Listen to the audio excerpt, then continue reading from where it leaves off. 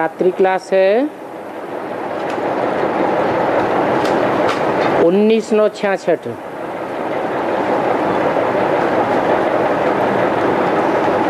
चौरासी जन्म तो हैं ही,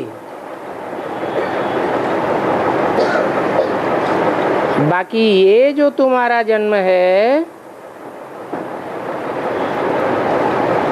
ये जन्म है ही गुप्त। और ये बात जो तुमको समझाते हैं,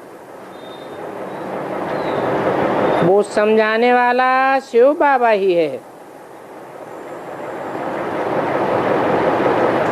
परंतु समझाने वाला निराकार है। वो ये नहीं समझते हैं कि हम आत्मा हैं, और इसीलिए वो हम सब का बाबा है, और हम सब आत्माएं भाई भाई हैं। इसलिए फादरहुड नहीं कहा जाता। अगर फादरहुड होता तो कृष्ण को कोई भी याद न करते, सब भाई भाई हैं, इसलिए कृष्ण को याद करते हैं। आत्मा भी गुप्त है, किसको पता ही नहीं है। निराकार बाप आकर के पढ़ाते हैं। गीता में भी भूल कर दी है कि कृष्ण भगवान है। तो अब परमात्मा कहते हैं मैं तुमको राजयोग सिखाता हूँ।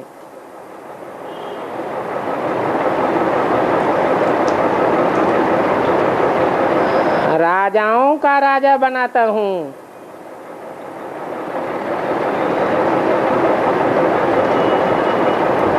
कृष्ण भी राजा था ना।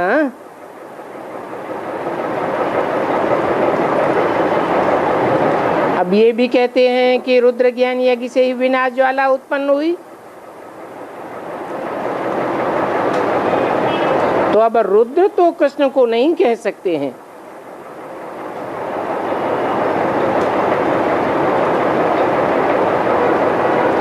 कृष्ण का कोई रौद्र रूप नहीं है।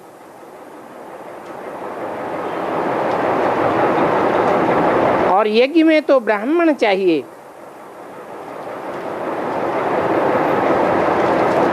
कृष्ण तो हो ही नहीं सकता।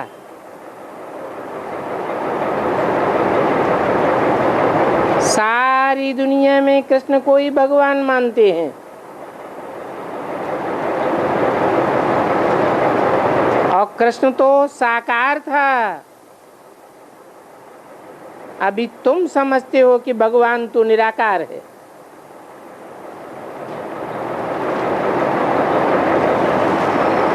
निराकार भगवान जरूर निराकारी स्टेज वाला होगा।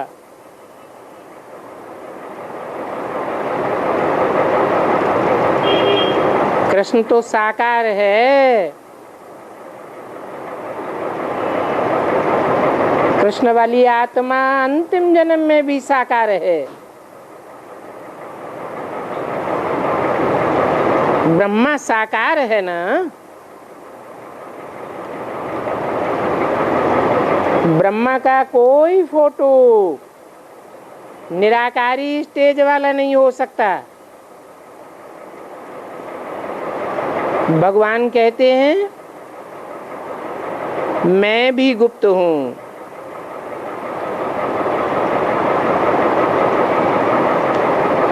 तो अब मुझे गुप्त बाप से तुम बच्चों को पारस बुद्धि बनना है।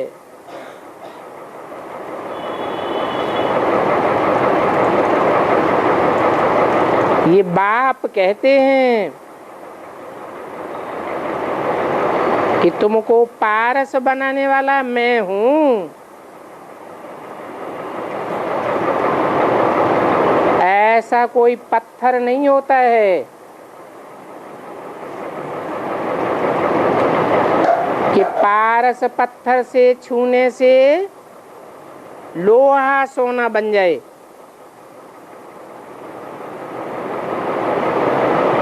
ये तो पत्थर बुद्धियों की बात है।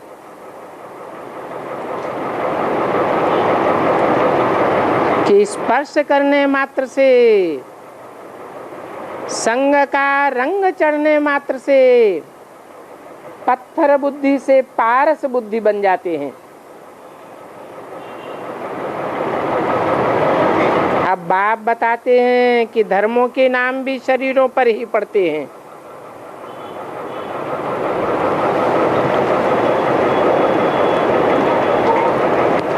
आत्मा के ऊपर नहीं पड़ते हैं। हर धर्म वाले की शक्ल अपनी अपनी अलग अलग होती है। तो इससे साबित होता है कि आत्मा कभी भी फारसी गुजराती नहीं कहलाती है। आत्मा उत्तर भारत या दक्षिण भारत की नहीं होती है। शरीर ही उत्तर भारत दक्षिण भारत के होते हैं। शरीर ही विदेशी और स्वदेशी होते हैं। तो तुम अपन को आत्मा समझो। बाप तुम आत्माओं को सुख देते हैं। जो आत्मिक स्थिति में स्थित नहीं होते हैं उनको तो दुख ही दुख मिलता है। वो संपूर्ण सुखी नहीं होते हैं। मैं तुमको संपूर्ण सुखी बनाता हूं।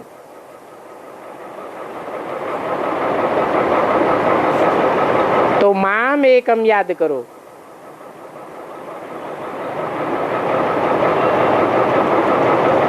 कोई दूसरे धर्म पिता आदि को याद नहीं करना है। वो तो आते ही आधे में हैं। तो तुमको संपूर्ण सुख कहां से देंगे?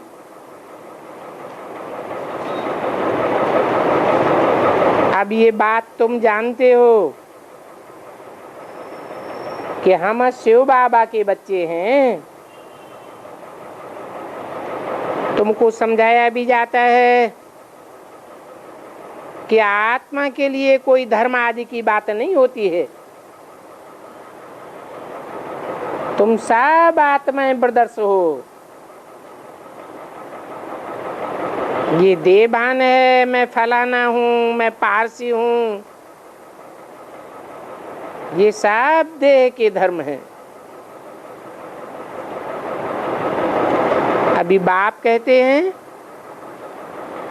कि हे बच्चे, तुमको इस अंतिम जन्म में पवित्र जरूर बनना है। रावण ने तुमको 2500 सालों से अपवित्र बनाए रखा है। अभी तुम राम के बने हो और अभी तुम सन्मुख बैठे हुए हो। तो ये बात सुनते ही नशा चढ़ जाना चाहिए कि शिव बाबा हमको पढ़ाते हैं। अभी बाप समझाते हैं, मेरे मीठे मीठे बच्चों, अब तुम पतित न बनो। तुम पुकारते ही आते हो कि आ करके हमें पावन दुनिया में ले चलो।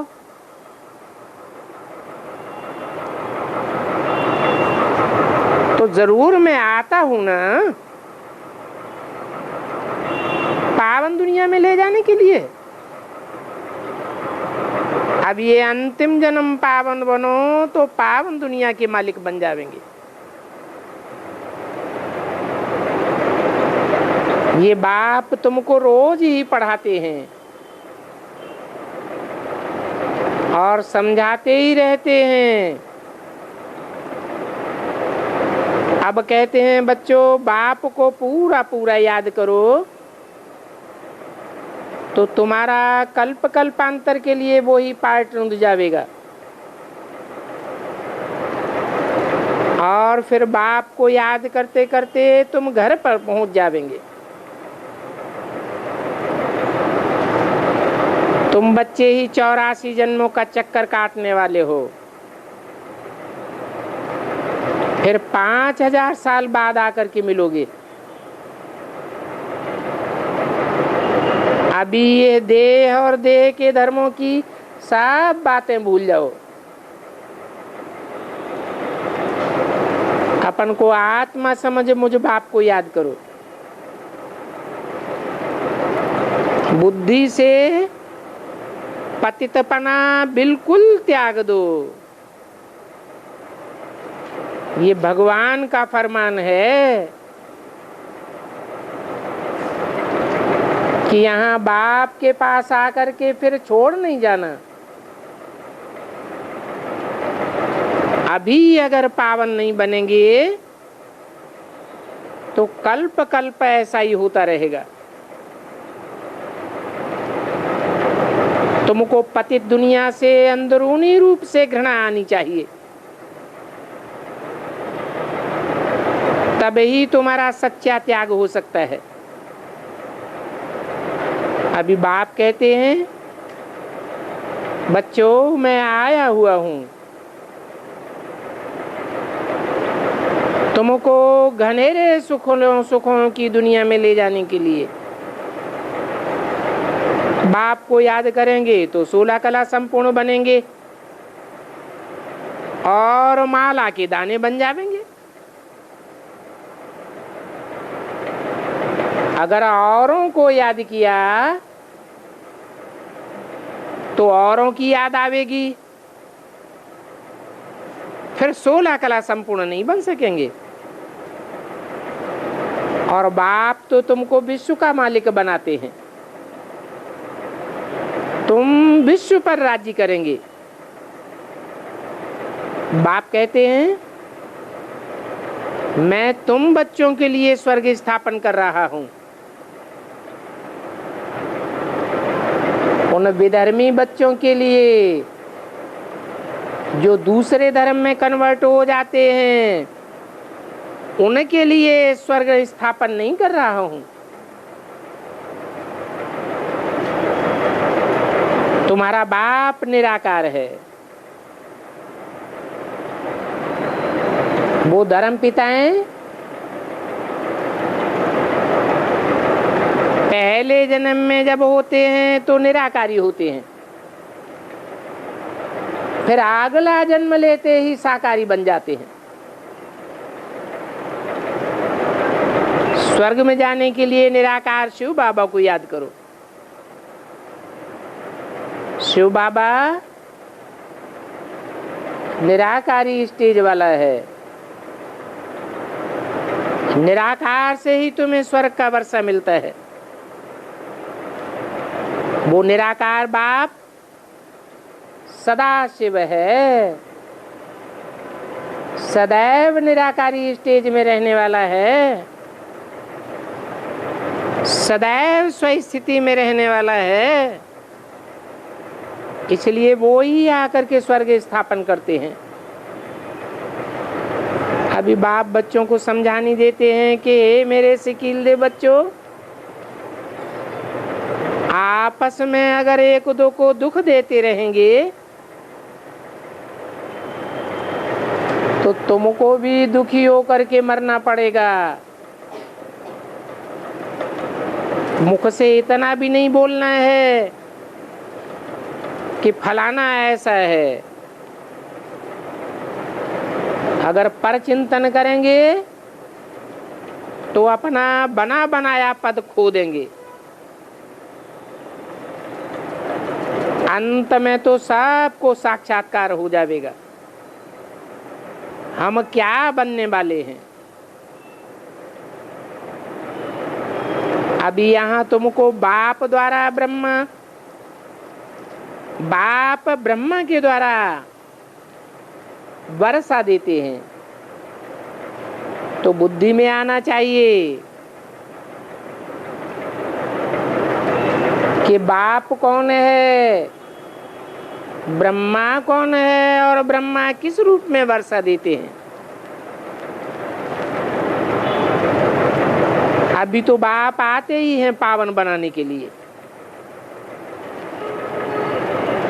कैसे पावन बनाते हैं सो आकर के समझो। आत्माओं को परमपिता परमात्मा बाप बैठ समझाते हैं। ये बाप और बच्चों की रूह रेहान है, दूसरा कोई भी इस रूह रेहान को समझ नहीं सकता। तुम बच्चे जो आत्म की स्थिति की प्रैक्टिस करते हो वो ही समझ सकते हो। ये रूह ही है जो शरीर के द्वारा पतित बनती है।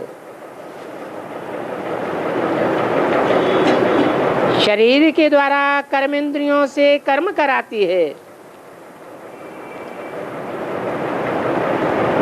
जैसा संग करती है वैसा रंग लगता जाता है।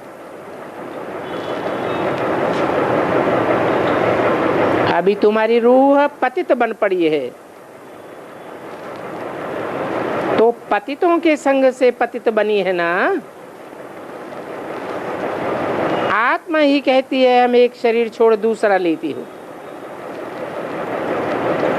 तो अब बाप कहते हैं बच्चे पूरा पुरुषार्थ करके मेरे से पूरा वर्षा ले लो और औरों को भी आप समान बनाते रहो। सन्यासियों का होता है हद का वैराग। वो घर बार छोड़ जंगल में जाकर के बैठते हैं। तुम तो घर बैठे भी सारी दुनिया का बुद्धि योग से त्याग कर देते हो। तुम्हारी बुद्धि में है कि अब ये सारी दुनिया भस्मीभूत होने वाली है, ये नाटक ही पूरा होता है। अब ये पुरानी दुनिया विनाश होनी है। अब हमको अपने घर वापस जाकर के फिर से पार्ट बजाना है। तो ये तुम्हारा बेहद का वैराग हो जाता है। अच्छा, ओम शांति।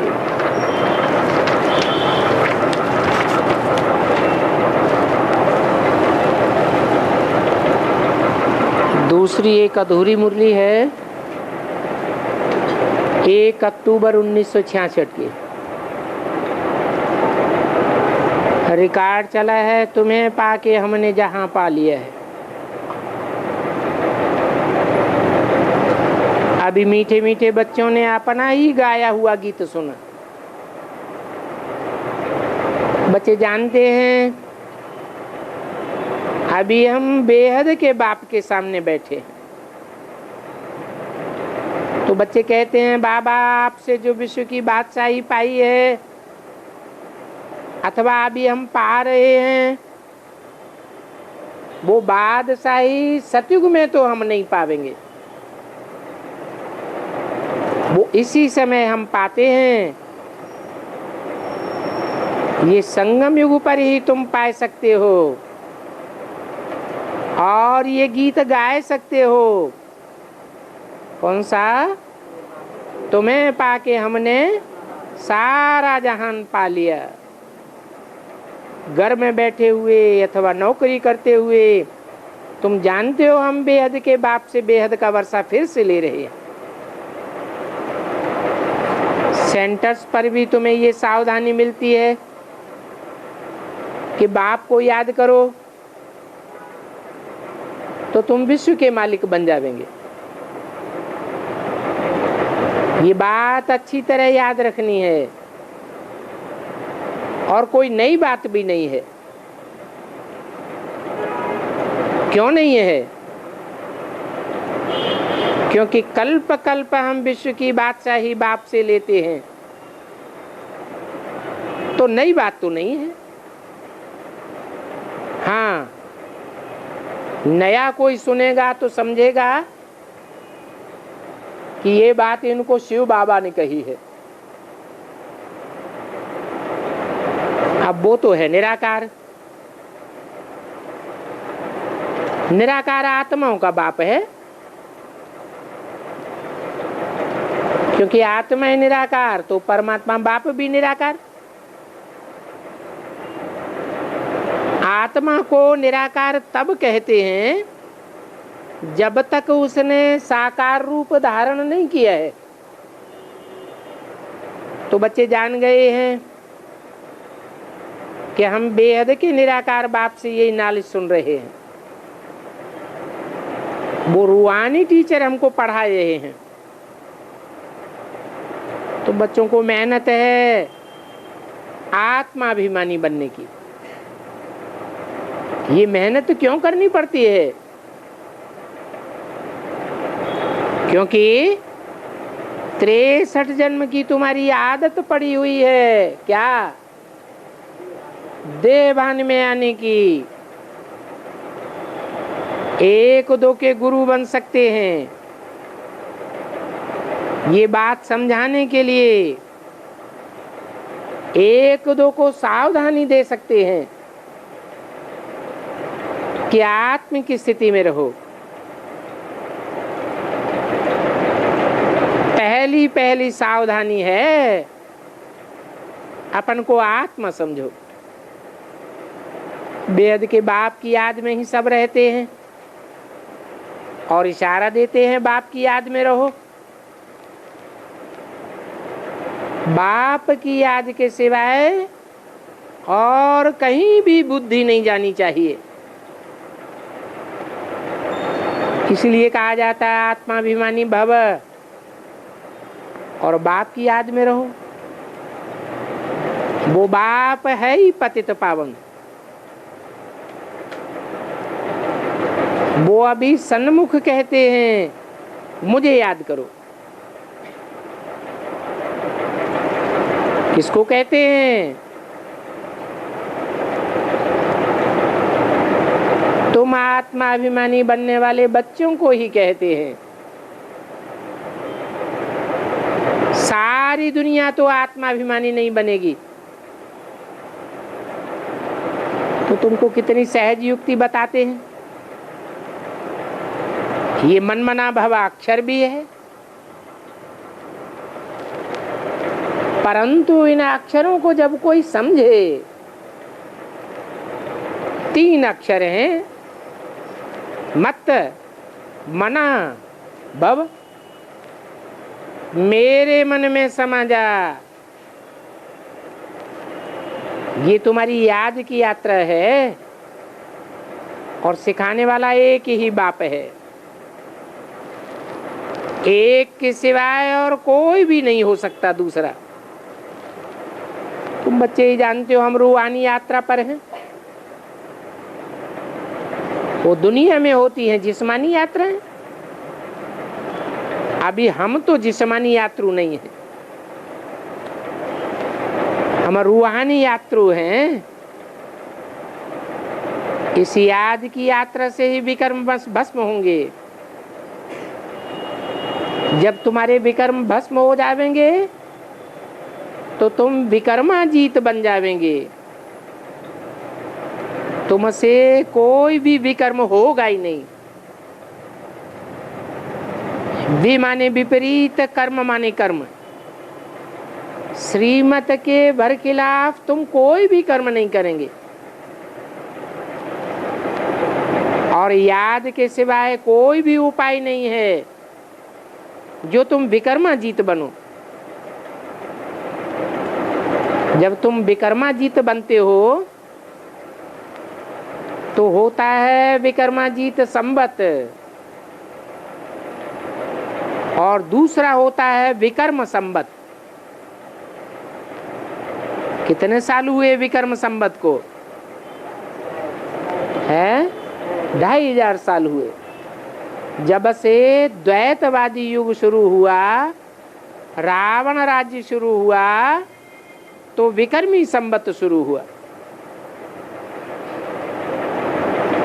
रावण राज्य शुरू होता है और विक्रम शुरू हो जाते हैं। अभी तुम विक्रमाजीत बनने का पुरुषार्थ कर रहे हो। कैसे बनते हो विक्रमाजीत? जो विपरीत कर्मों के ऊपर जीत पा जाते हो। श्रीमत के जो बरखिलाफ कर्म हैं, उन कर्मों पर तुम जीत पाते हो। कैसे बनते हो? हैं?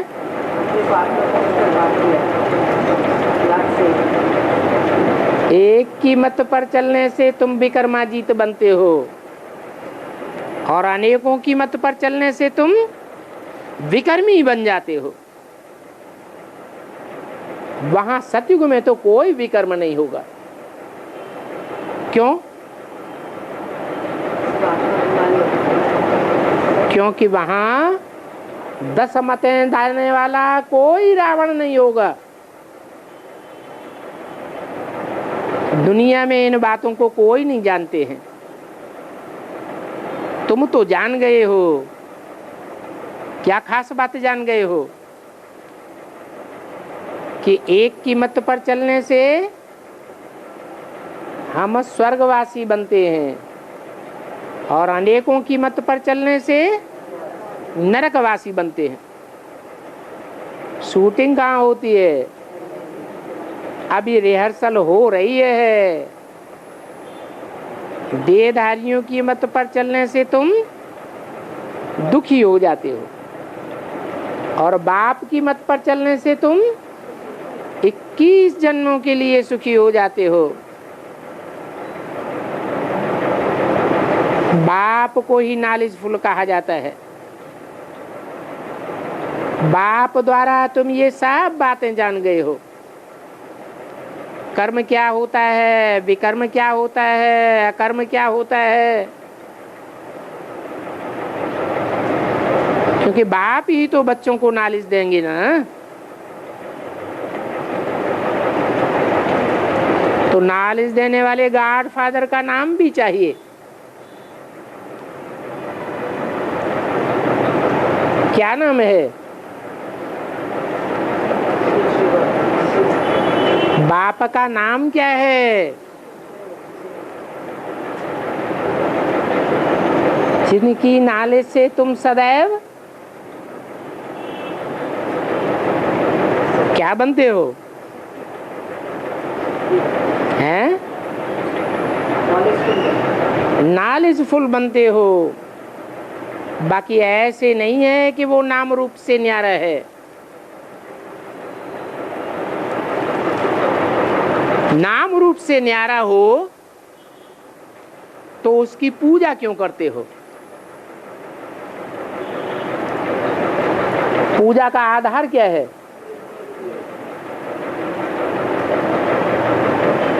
देवताओं की पूजा होती है। क्यों होती है?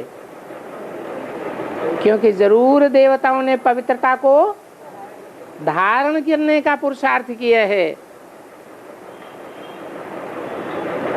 और शिव बाबा की पूजा क्यों होती है? क्या शिव बाबा ने भी पवित्रता को धारण करने की पुरुषार्थ किया है? हैं? शिव बाबा तो है ही एवर प्योर, फिर उसकी पूजा क्यों होती है? इसलिए होती है कि वो शिव है जो सदा कल्याणकारी सदा शिव है।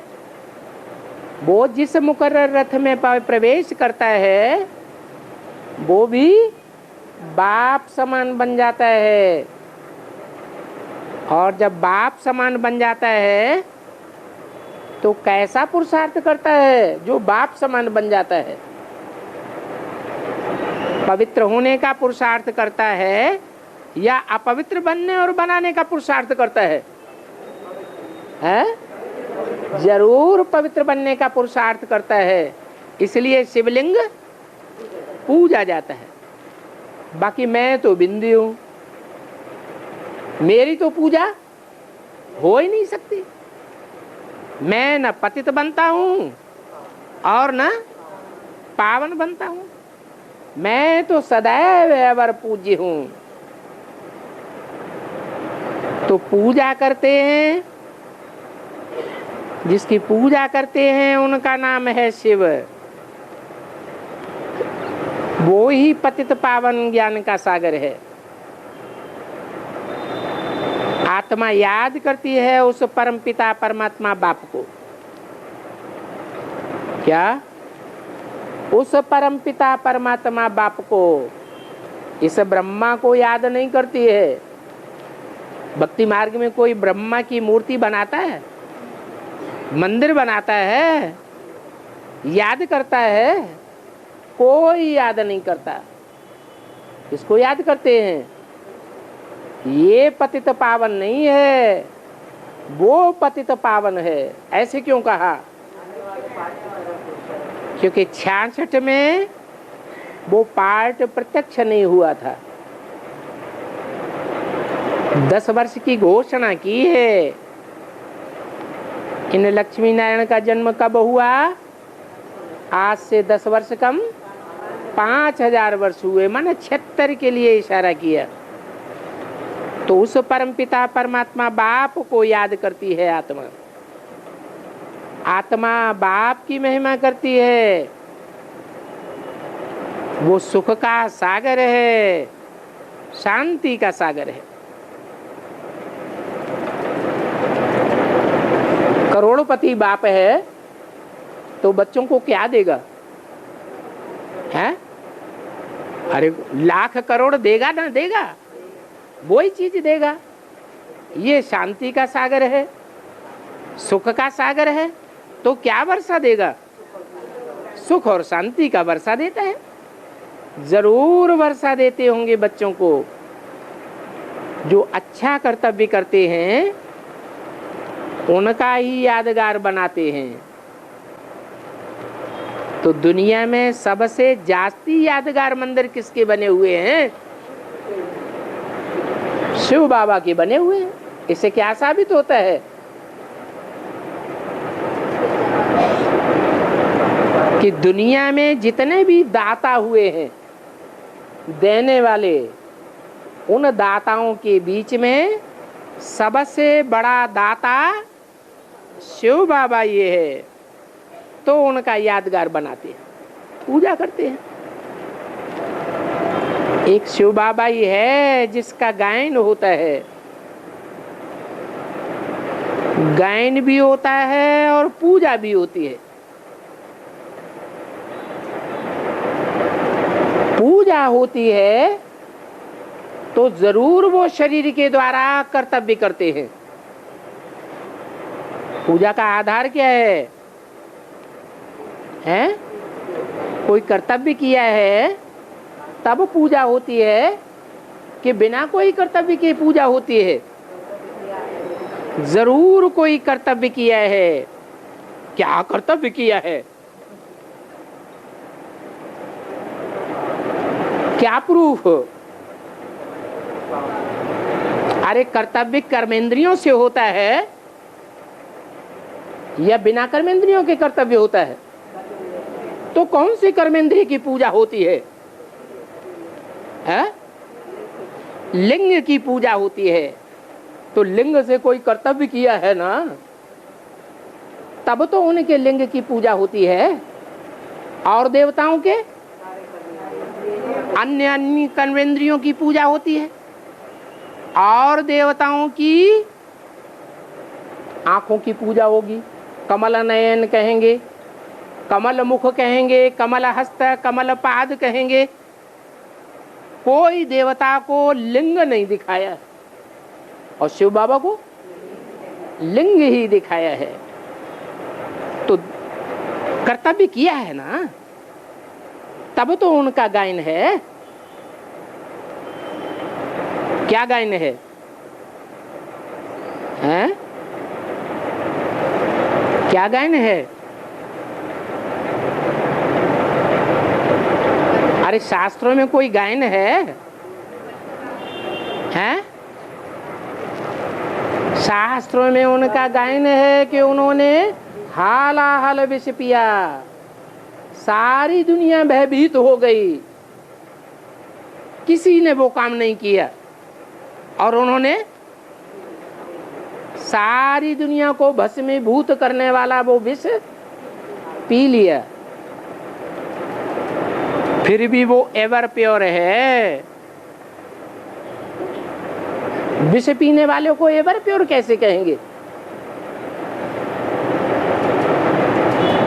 अरे विषयी भिखारी को कोई एवर प्योर कहेगा क्या? हाँ, क्योंकि वो सदैव स्वस्थिति में रहने वाला है, देह की भान में आता ही नहीं।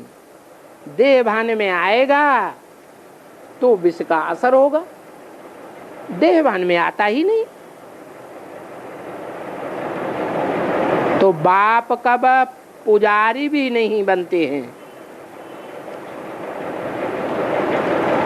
ये जो गायन है, आप ही पूज्य आप ही पुजारी, ये शिव का गायन है। यह शिव जिसमें प्रवेश करते हैं उसका गायन है? जिस तन में प्रवेश करते हैं उसका गायन हो सकता है। शिव न पूज्य बनता है और शिव न पुजारी बनता है, वो तो सदैव पूज्य है। इसलिए कहते हैं, क्या नाम देते हैं उनको? सदा शिव। ये सदा शिव का गायन उनका कब होता है? हैं? सदैव कल्याणकारी। सदैव कल्याणकारी का मतलब कोई काल नहीं है, न भूत है, न भविष्य है, न वर्तमान है, जिसमें उसने ऐसा कार्य किया हो जो अपवित्र कार्य हो गया हो। क्या? कर्म से भी कभी अपवित्र नहीं है, दृष्टि से भी कभी अपवित्र कर्म नहीं करता, कर्मेंद्रियों से भी कभी अपवित्र कर्म नहीं करता, और वाचा से भी जो बोलता है वो सदा सत्य ही सत्य। उनके लिए ऐसे नहीं कहेंगे आप ही पूज्य आप ही पुजारी। मैं पूज्य बनता हूं जबकि पुजारी लोग मेरी पूजा करते हैं।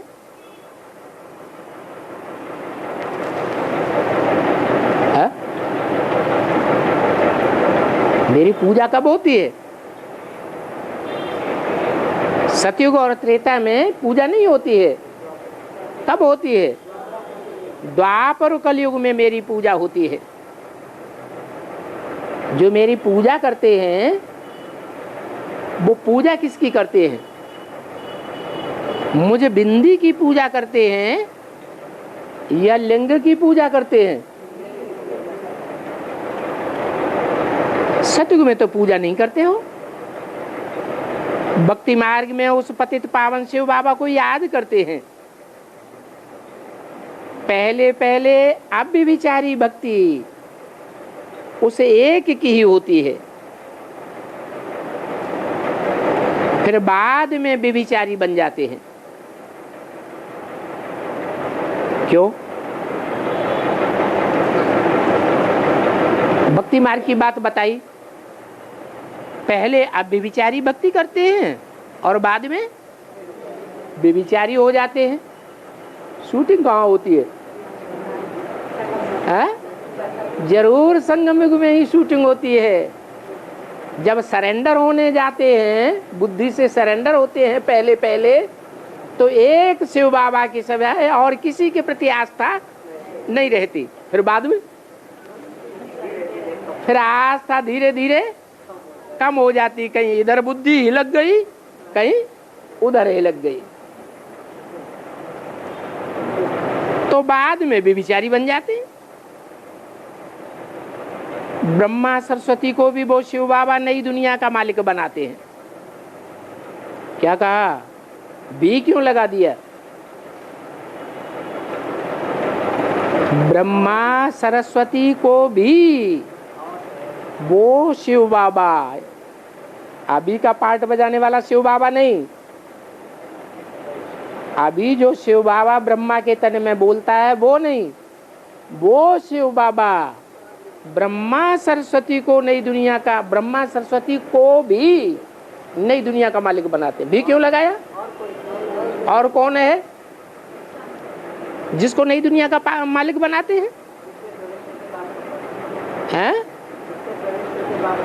इससे साबित होता है कि जरूर कोई भविष्य में विश्व का मालिक बनने वाला है, जिसमें प्रवेश करके उसको विश्व का मालिक बनाते हैं। फिर बाद में उससे जब जन्म होता है कृष्ण का, तो वो भी नए विश्व का मालिक बनते हैं। भक्ति मार्ग में तो मनुष्य सबकी भक्ति करते करते बेविचारी बन पड़े। अभी देखो भक्ति का पेशगीर कितना बड़ा हो गया है, भक्ति का कितना विस्तार हो गया है। ज्ञान तो बीज है, बीज का कोई विस्तार नहीं। सतयुग आदि होता है तो ज्ञान बीज का विस्तार होता है या सिर्फ सार मात्र में होता है? क्या सार होता है? हर एक देवात्मा अपन को ज्योति बिंदु आत्मा समझती है, बस, और कोई विस्तार नहीं। बाप कहते हैं मुझे याद करो और वर्षे को याद करो, बस। जैसे झाड़ का विस्तार होता है वैसे भक्ति का भी बहुत विस्तार होता है। ज्ञान है बीज। यज्ञ के आदि में क्या हुआ था? है? यज्ञ के आदि में बाप जब 3 मूर्तियों के साथ आया था तो क्या हुआ था?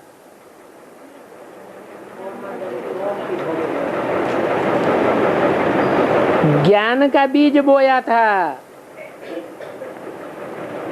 तुमको ज्ञान मिलता है ना।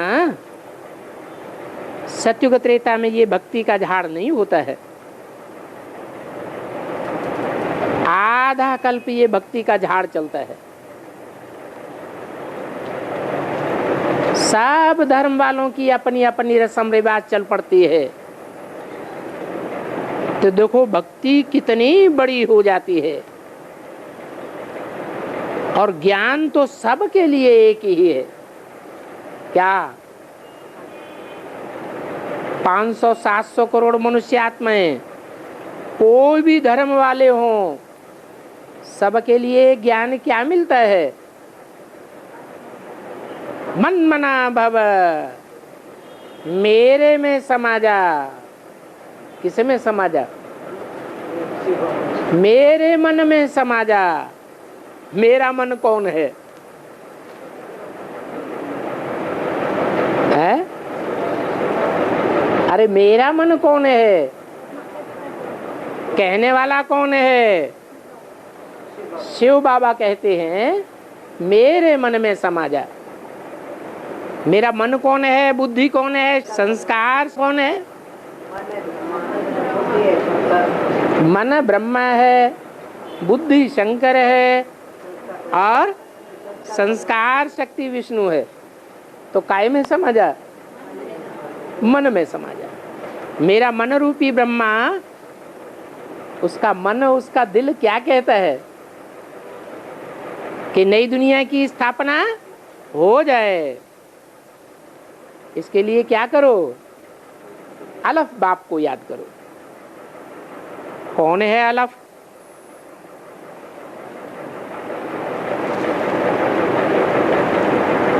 कौन है बिंदु? कौन है बे?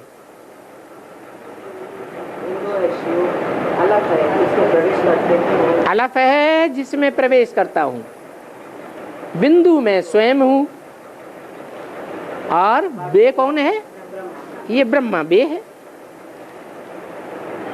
तो बे बादशाही और अलफ बाप को याद करो। बच्चा बाप को याद करेगा तो वर्षा भी जरूर याद आवेगा। वर्षे का विस्तार हो जाता है। वो होती है हद की जायदाद, और यहां तुमको बेहद के बाप से बेहद की जायदाद मिलती है। अच्छा,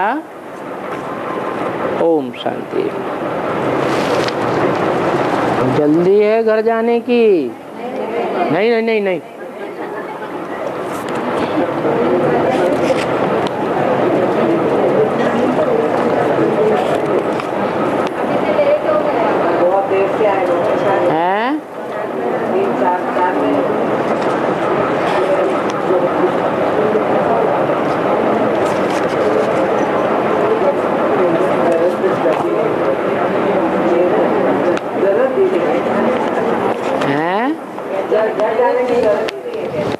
घर जाने की जरूरत ही नहीं है।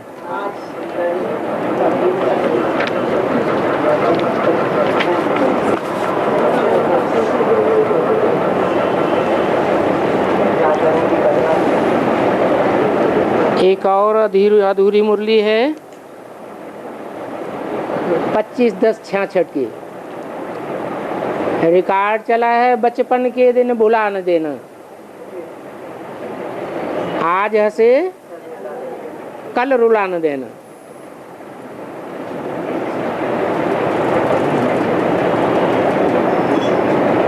किसकी बात है? आज हंसे कल रुला न देना। हैं? कौन हंसे?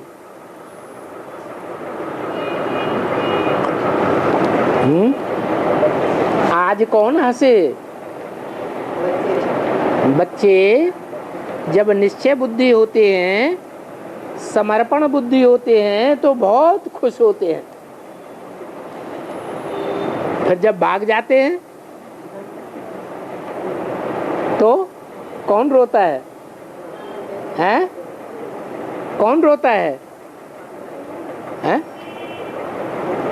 रुला न देना तो रोता कौन है? ऊपर वाला रोता है या नीचे वाला रोता है? हैं? जरूर नीचे वाला रोता होगा।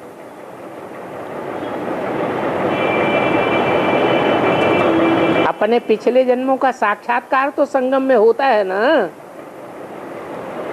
क्या साक्षात्कार होता है? हैं?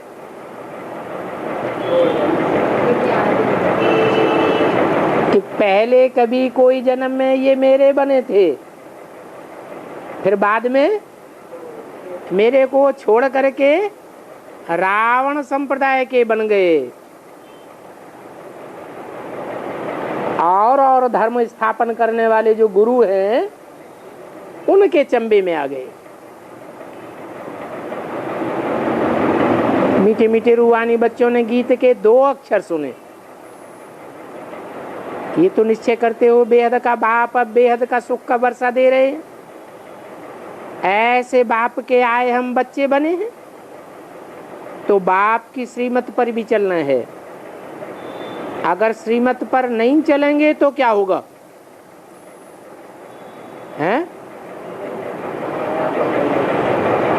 श्रीमत पर नहीं चलेंगे तो आज जो हंसते हैं, कहते हैं हम महाराजा महारानी बनेंगे, अगर हाथ छोड़ दिया तो फिर जाकर के साधारण प्रजा में चले जाएंगे। क्या घाटा होगा? हैं? अभी राजयोग सीख करके राजाई घराने के बने हैं भांति, फिर प्रजा वर्ग में चले जाएंगे तो क्या घाटा होगा? आधा में जाम आधा में रैयत। सारे राज्य की जितनी कमाई होती है उस कमाई में से आधा आधा तो राजा को मिलता है, राज परिवार को मिलता है, और आधे में सारी प्रजा की पालना होती है। प्रजा लाखों करोड़ों की तादाद में होती है, और राज परिवार के मुट्ठी भर लोग होते हैं। तो क्या घाटा हुआ? घाटा समझ में आया? क्या घाटा हुआ है? प्रजा को बहुत थोड़े में गुजारा करना पड़ता है, और राज परिवार वाले बड़ा मजे करते हैं, तो बहुत घाटा हो जाता है। अगर हाथ छोड़ दिया तो फिर ये हाल होगा। हाँ, स्वर्ग में तो जरूर आवेंगे। फिर अंतर क्या पड़ेगा? कोई राजघराने में आवेंगे और कोई प्रजा वर्ग में चले जाएंगे। ऐसे भी नहीं कि अभी जो पुरुषार्थ कर रहे हैं वो सब स्वर्ग में आने वाले हैं। अरे कौन स्वर्ग में आवेंगे? जिन्होंने मेरे से 2 अक्षर भी प्यार से सुने वो स्वर्ग में आवेंगे। अगर 2 अक्षर भी निश्चय बुद्धि होकर न सुने, विपरीत संकल्प ही चलते रहे, अनिश्चय बुद्धि ही बने रहे शुरुआत से, तो वो स्वर्ग में नहीं आवेंगे।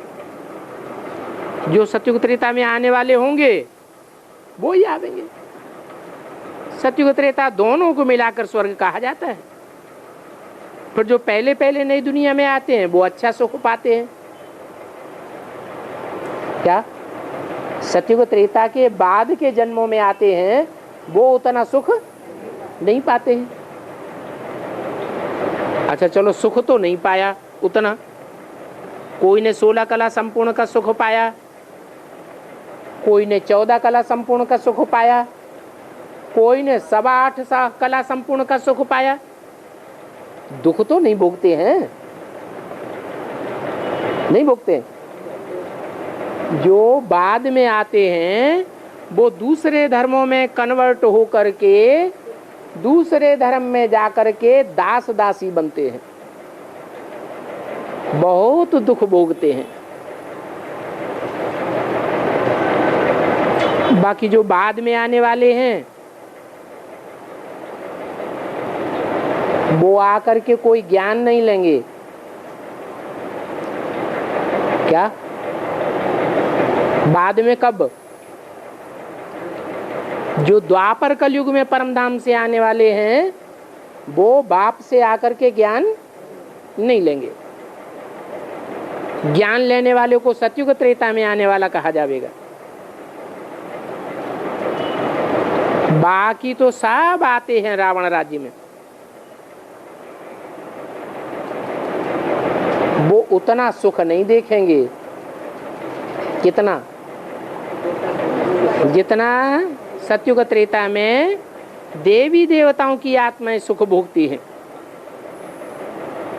वो थोड़ा सुख पा सकेंगे। सतयुग त्रेता में तो बहुत सुख घनेरे होते हैं। इसलिए पुरुषार्थ करके बाप से बेहद का सदा सुख का वर्षा पाना चाहिए। सदा सुख का वर्षा कौन सा होता है? कौन से जन्म का होता है? क्यों सतयुग में नहीं होता है? सदा सुख का वर्षा होता ही है 16 कला संपूर्ण सतयुग के पहले जन्म में। संगम युग में भी होता है।